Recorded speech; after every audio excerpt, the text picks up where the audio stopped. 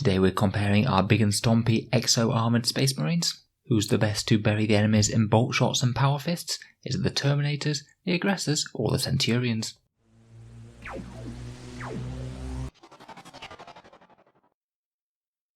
Hello and welcome back to Auspex Tactics, the strategy focused 40k channel where we're all about getting the most out of our miniatures on the tabletop. Now the new Space Marine Codex is out, we can finally start comparing some units to each other and seeing what might be best going forwards in the new book. Hopefully we'll have a fair few videos like this, but I thought we'd start out by comparing some of the Space Marine elites, particularly the Terminators, Aggressors and Assault Centurions, seeing as they all have very similar battlefield roles, dealing decent damage to light infantry at range and decent damage to pretty much everything in melee.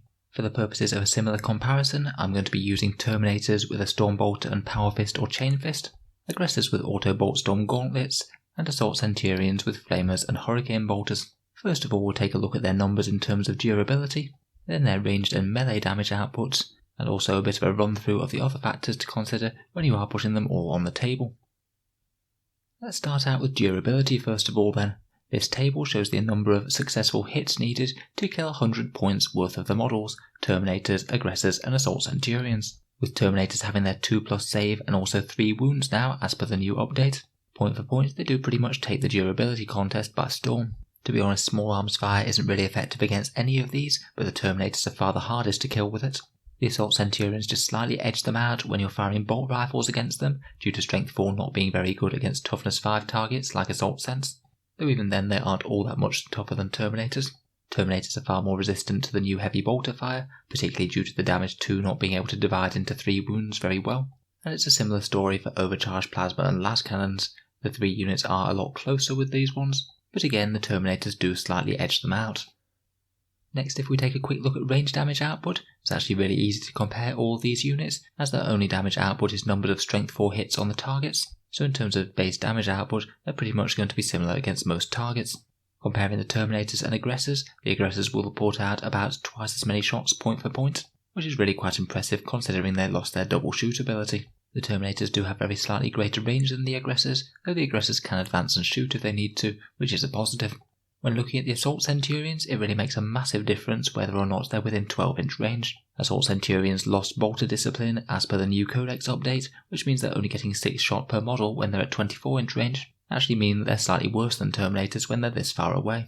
However, between doubling their Hurricane Bolter shots and also getting 2 12-inch Flamers in range, when they're anything less than 12 inches from the enemy, they'll be getting a whopping 23 bolter hits on average against the enemy per every 100 points that you invest in them. It means if you do have a mechanic to deep strike the Assault Centurions, such as Raven Guard have for example, they will be the ones that can land the maximal amount of strength 4 damage on the enemy. The Assault Centurions also have another advantage in that their Omniscope ignores cover, which can be very handy when you're firing low AP shots. Overall, for range damage output, I would say that Aggressors and Assault Centurions win this contest, just because of their much increased damage potential at their closer range. Finally, we come to melee damage output, and I thought it would be quite interesting to see the Power Fist and Chain Fist options on the Terminators, seeing as you can take either of them essentially for free now. Between Power Fist and Chain Fist, they'll be equally effective against light infantry with bad saves, but typically if you have any target that has a 3-up save and no invul save, the Chain Fist will win out. The one exception is Primaris Intercessors, where the flat 2 damage of Power Fist makes them better for taking those guys out, because you don't have overkill and underkill that you get with D3 damage Chain Fists. Chain Fists get a flat 3 damage against vehicles as well, which means they absolutely handily win if you are tangling with toughness 7 or 8 vehicles. When comparing Terminators to the Aggressors and Assault Centurions though, Aggressors will generally have the best damage output against Guardsmen and other light infantry. All the options are fairly even against 1 wound infantry with decent saves, but from there on out, the Assault Centurions win pretty much every single contest. The Aggressors aren't too far behind when targeting Intercessors, and the Chain Fists aren't too far behind when you're targeting toughness 7 vehicles. But in general, if you just want the maximum point-for-point melee damage increase, then the Assault Centurions do tend to be the winners. Finally, let's talk about a few other advantages and disadvantages of all 3 units. First of all, and perhaps one of the most important features, is that Terminators have innate deep strike built into them. If you need a Terminator squad to, you can guarantee that it's going to be setting up 9 inches away from the enemy and at least have a chance of making a charge. With reasonably short-range tanky infantry such as Aggressors and Assault Centurions, they might struggle to make their presence felt in close combat just walking up the board, although it does tend to be lesser an issue in 9th rather than 8th. In any case, being able to deep strike the Terminators is a decent advantage. While the Terminator's Storm Bolters aren't quite as impressive as the other two options, they do have slightly longer range with their bolter discipline compared with the Aggressors or the Centurions' optimal range, which is quite nice. So you can deep strike them next to one threat and hopefully have them shoot at something completely different before they charge in. They've got plenty of various different war gear options such as Cyclone missile launchers, which are reasonable for the points, and you can choose things like assault cannons or the Relic Terminator options if you want to. They do have the strongest durability. They've got the unique stratagem Fury of the First if you just need a little bit of extra melee or ranged damage output. It's particularly nice for having those power fists or chain fists hit on 3s in close combat. And some chapters have some very scary synergy with those Terminators, particularly the Deathwing and Wolf Guard Terminators.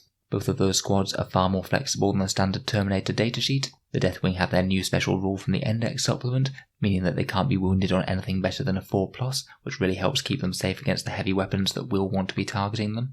And the Wolf Guard Terminator datasheet is very flexible indeed, giving you all sorts of options if you want them, including slightly rarer combos such as Storm Shield and Storm Bolter Terminators, which could add some excellent tanking wounds to the squad for your melee specialists. Hunters Unleashed works really well with Power Fists and Thunderhammers as well, counteracting the -1 to hit.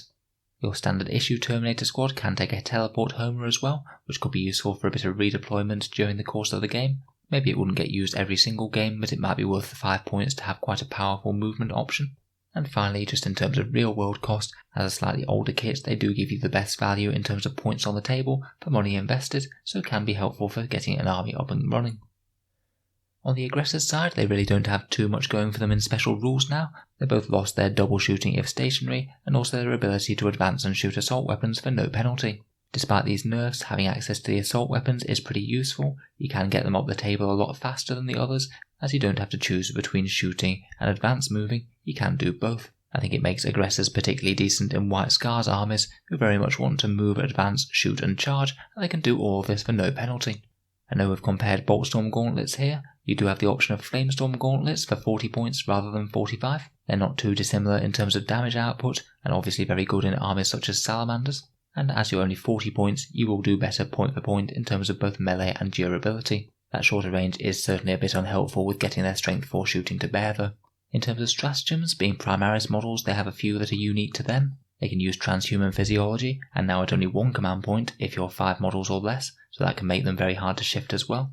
In melee you could use Gene-wrought Might if needed, for auto wounds when you hit on a 6, and there's that new Gravis Armoured stratagem from the Codex, where for 1 command point you can get +1 to your save if you're shot by damage 1 weapons. I think all of these are useful, particularly Transhuman at 1 command point, which seems like a bit of an auto use whenever you're targeted by high strength heavy weapons. Finally, we get on to Centurions. We've already established that they have the best close range firepower, and also those omniscopes to ignore cover, and also in general the best melee. Their datasheet does come with slightly slower movement at just 4 inches rather than the 5 of the other two, so they'll be a little less mobile when they do get on the field. Again, they have a few of their own unique options. Replacing the flamers for melter guns is a pretty decent option, though it does kind of change the scope of the unit, making them a ranged anti-tank threat as well as just a melee one. Personally, I'm not really the biggest fan of just keeping them cheap with assault launchers. I think that typically the Hurricane Bolter is going to be worth it at 10 points upgraded, even if it only gets to fire once or twice at close range. Possibly the biggest weakness of the Centurions is the fact that they're not core units, so they can't receive buffs and reroll auras from many of the Space Marine options, where the Terminators and Aggressors can. I think it does kind of shoehorn them into a niche where you're just going to want them to go off and do their own thing. But I think there are some advantages to having units that just operate independently and go off and do their own thing, and they can still get certain buffs such as the 6+ Feel No Pain from Apothecaries, which could be really helpful for them. Finally, I know quite a lot of people aren't the biggest fans of the Centurions' looks, and they're also a fairly expensive box to invest into, which I think might be one reason why you might not see quite as many of them see play as the newer Aggressors. So overall, I am going to say that Games Workshop has done a reasonable job of balancing these in the new Space Marine Codex. I think if you want to use any one of the 3, then you can. You can take Terminators for their increased toughness and deep strike, Aggressors for their decent ranged output and access to good stratagems, or Centurions for their excellent close range firepower and having the best melee. For me, out of the 3, I suspect that Terminators and Aggressors will probably see the most play. I feel like Centurions, to really make them work properly, you do need something like the Raven Guard stratagem to deep strike them, to allow them to actually get into effective range for that close range shooting and flamer shots, and also their devastating melee. If you're looking for a unit that's starting on the table, then Aggressors are probably the best bet, and if you're wanting to make use of the deep strike, then Terminators might be the best option. particularly so in certain codexes such as Space Wolves or Dark Angels with their own unique and souped-up datasheets. So let me know what you think of the units and which ones you're most looking forward to using in 9th edition, and also if there's anything else that I might have missed off when you're deciding to take one over the other. I'm hoping to do a fair few of these unit comparisons for Space Marines and Necrons over the coming weeks, so feel free to subscribe to Auspex Tactics if you'd like to see more, and leave any suggestions for ones you'd like to see down in the comments below. If you've been enjoying my videos, I'd just like to mention that the channel has a Patreon page, which you can find a link to down in the video description. Making all of these videos does take a fair amount of time, and if you are enjoying regularly, then any support is massively appreciated. Channel patrons get to see a video early each week, there's regular votes to see what sort of things come next on the channel, and this video was one of those winners of those polls, and there's also the chance to win some big prizes of model boxes via the channel's monthly giveaway. If any of that sounds good to you, or you'd just like to help support the channel, then the link is down in the video description below. In any case, a massive thank you for listening, and I'll hope to see you guys next time.